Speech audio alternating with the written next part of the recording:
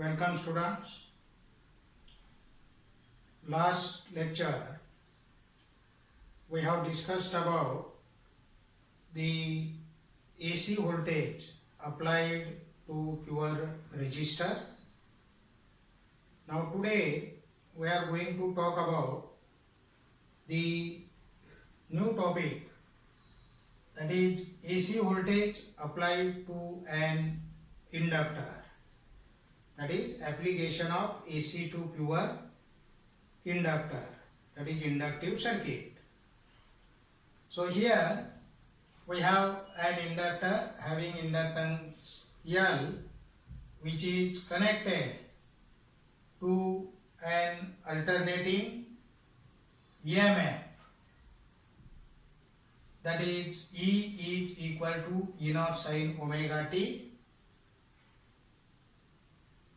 So alternating current starts to flow through this circuit, and I is the alternating current flowing through this inductive circuit. Now when the key is closed, so current I begins to increase in the inductor because the magnetic flux linked with the inductor changes and induced EMF is produced in it, and this induced EMF opposes the applied EMF. According to Faraday's law, we have seen whenever there is a change in magnetic flux associated with the coil, an EMF is induced in it, and the magnitude of that induced EMF is directly proportional to the rate of change of magnetic flux associated with that coil. Then according to Lenz's law, the direction of that induced EMF is such as it opposes the rate of change of magnetic flux which produces it. So according to Lenz's law, we have the induced EMF E is minus L di by dt. This is the induced EMF. So E is the induced EMF and di by dt is the rate of change of current. Now to maintain the flow of current in the circuit, the applied EMF is equal and opposite to that of the induced EMF. According to Kirchhoff's voltage law, as there is no resistance in the circuit, because we have assumed that the inductor has almost negligible resistance, zero resistance, and therefore the induced EMF is equal to minus L di by dt. Now according to Kirchhoff's voltage law, we have stated the applied EMF is equal and opposite to the induced EMF, say E dash. Therefore E is equal to minus E dash. So substitute the value from this. So we have minus L di by dt, that is E is equal to L di by dt. Then we can rearrange the terms. So di is equal to E dt upon L. Then integrate this equation on both sides, then we get integration of di is equal to integration E dt by L. But we know the value of applied EMF, that is alternating EMF, E is equal to E naught sin omega t. So put the value of E here. So we have E naught sin omega t dt by L. Then we can write the integration of di. So constant term E naught by L outside the integration. Then we have sin omega t dt. So integration of di is I E naught by L as it is, and integration of sin omega t is minus cos of omega t upon omega plus constant of integration. But the constant of integration is time independent and has the dimensions of current. As we know, EMF oscillate about 0.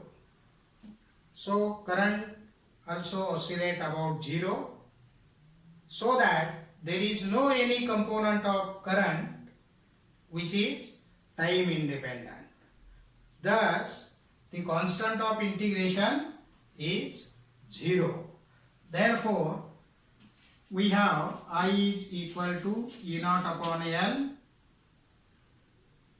minus, so cos omega t, and this is omega. So minus E naught cos omega t upon omega L. We can write this cos omega t in terms of sine function. So we have I is equal to minus E naught upon omega L sine of pi by 2 minus omega t. So cos omega t is sine pi by 2 minus omega t. Or this can be written as I is equal to E naught upon omega L sine omega t minus pi by 2. Now we can substitute, instead of E naught by omega L, we have I naught. So I is equal to I naught sine of omega t minus pi by 2, where I naught is E naught by omega L.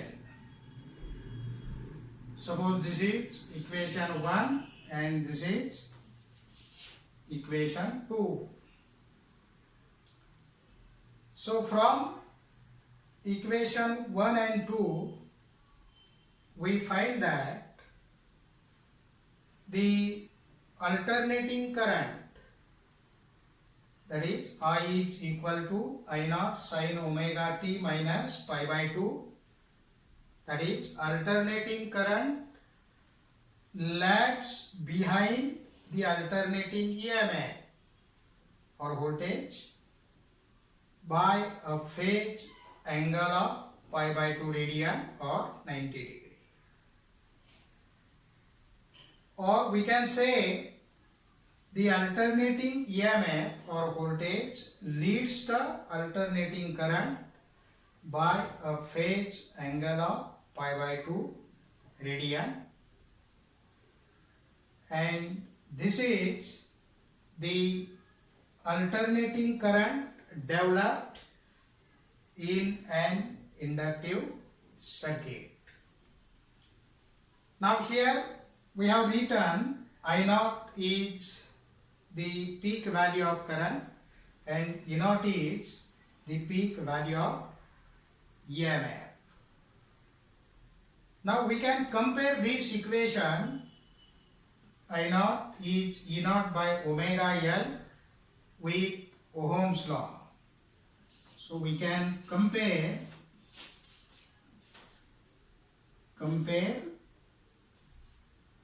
I naught is E naught by omega L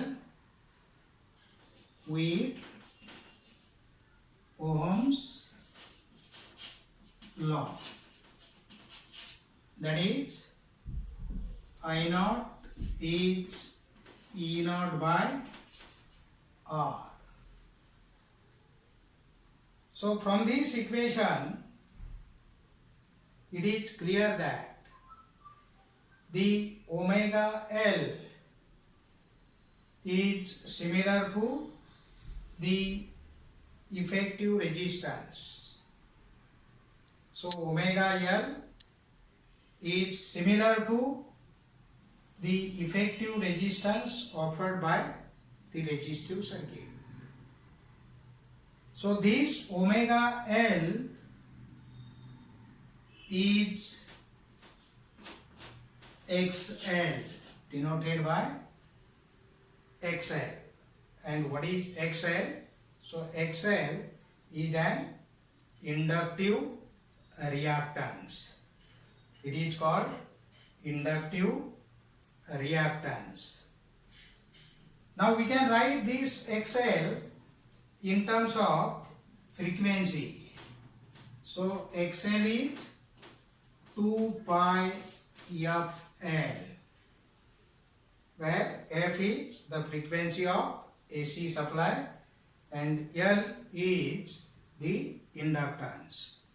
So XL is directly proportional to the frequency and XL is directly proportional to the inductance L.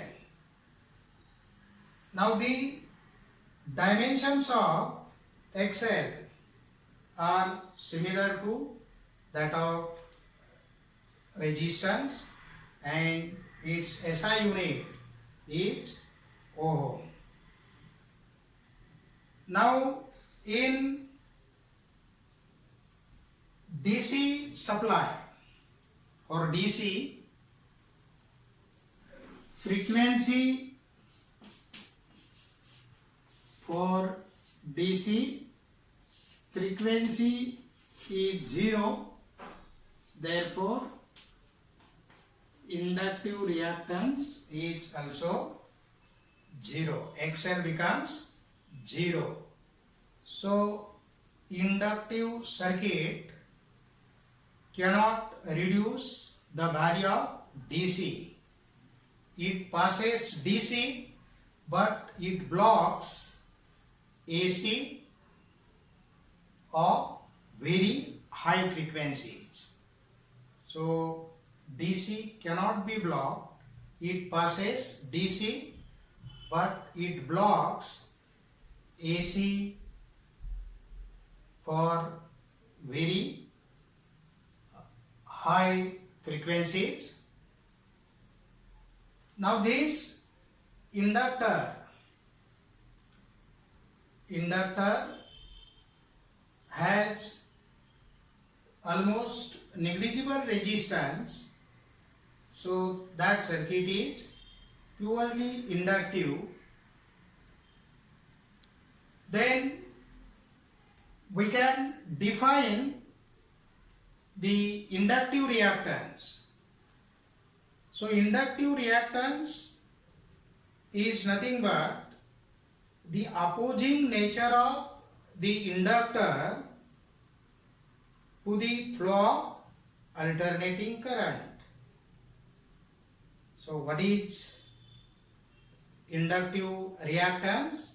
The opposing nature of the inductor to the flow of alternating current is called inductive reactance.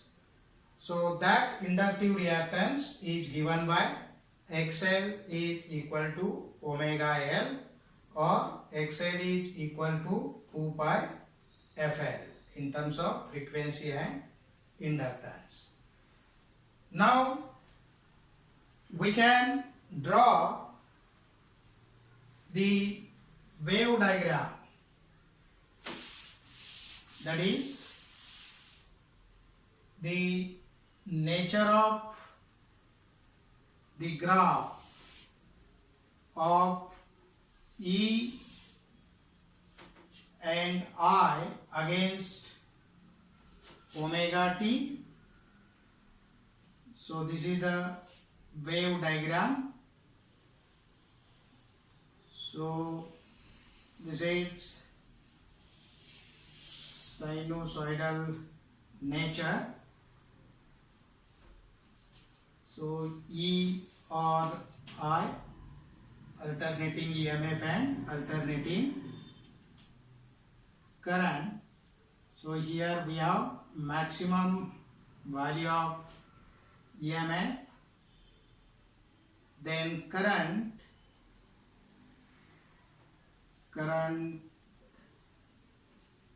is like this.